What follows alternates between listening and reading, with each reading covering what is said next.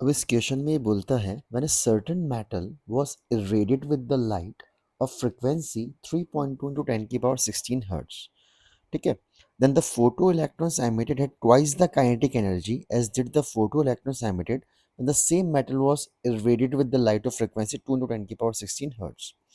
ये क्या बोलना चाह रहा है इस क्वेश्चन में? ये बोलते हैं कोई एक मेटल है, उसको जब अपन ने एक लाइट थी उसकी फ्रिक्वेंसी 3.2 10 की पावर 16 हर्ट्ज, उससे जब अपन ने रेडिएट करवाया, ये आपका एक मेटल है, इसका मैं थ्रेशोल्ड फ्रिक्वेंसी मिनट ले लेता हूँ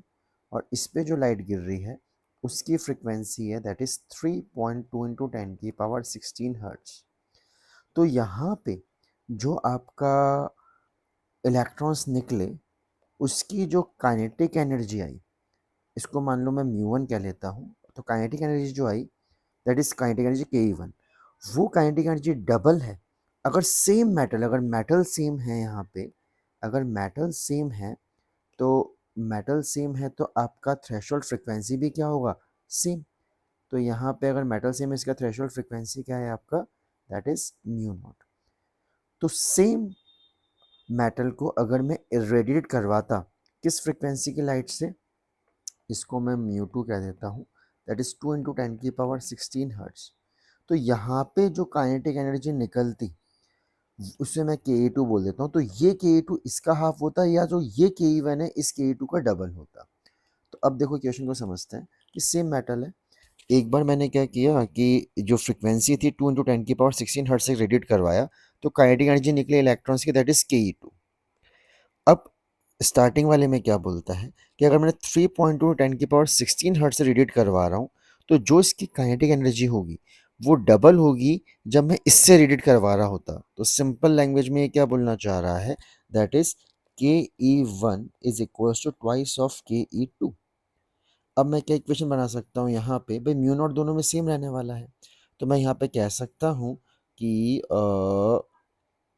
E is equals to E naught plus kinetic energy, तो E1 kinetic energy 1, that is H mu 1 is equals to H mu naught plus KE1। तो यहाँ से KE1 आया that is H mu 1 minus mu not, ये बन गई equation first. इस case में क्या आ गया, E2 is equals to E nought plus KE2, तो यहाँ पे जो के टू आया that is E2 minus E nought, K two आया that is H mu 2 minus H mu nought, तो के टू यहाँ पे आ गया H mu 2 minus mu not. ये आ गई इक्वेशन सेकंड। अगर मैं इन दोनों इक्वेशन को डिवाइड कर दूँ, equation 1 divide by equation second, तो ये आ गया के1 upon K two is equals to H mu 1 minus mu nought divide by H mu 2 minus mu nought. क्या यहाँ पे कुछ अपन डिडक्ट कर सकते हैं, यहाँ से बेटा S से H काट सकते हैं। और हाँ, ये मुझे पता है कि जो के1 है that is twice of K to, ये क्वेश्चन अपन पहले डिस्कस कर चुके हैं। तो यहाँ पे मैं लिख देता हूँ इसको ट्वाइस ऑफ के टू, तो और ये क्या है बेटा आपके पास, that is K1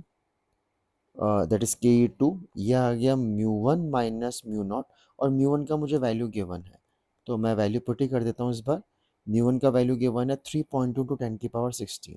that is 3.2 into 10 की पावर 16 माइनस म्यू नॉट, और ये कितना गिवन है, दैट इज 2 इंटू 10 की पावर 16 माइनस म्यू नॉट। तो अब यहाँ पे मैं इसको काट सकता हूँ के टू से के टू, तो यहाँ पे ये वैल्यू मेरे पास आ गई दैट इज ट्वाइस 2 इंटू 10 की power 16 minus mu nought is equal to 3.2 into 10 की पावर 16 माइनस म्यू नॉट। तो ये कितना आ गया, 4 इंटू 10 की power 16 minus two of mu naught, 3.2 into 10 की पावर 16 माइनस म्यू नॉट। अब मैं इसको उधर लिख देता हूँ, तो यहाँ लिख सकते हैं, इसको उधर ले जाऊँ इसको उधर ले जाऊँ, तो mu nought is equals to 2 mu nought minus mu nought is equals to 4 into 10 की पावर 16 माइनस 3.2 इंटू 10 की पावर 16। तो ये म्यू नॉट आ गया, दैट इज 10 की पावर 16 कॉमन लेंगे तो 0.8 इंटू 10 की पावर 16, बोले तो 8 इंटू 10 की power 15 hertz, that is the threshold frequency of that metal.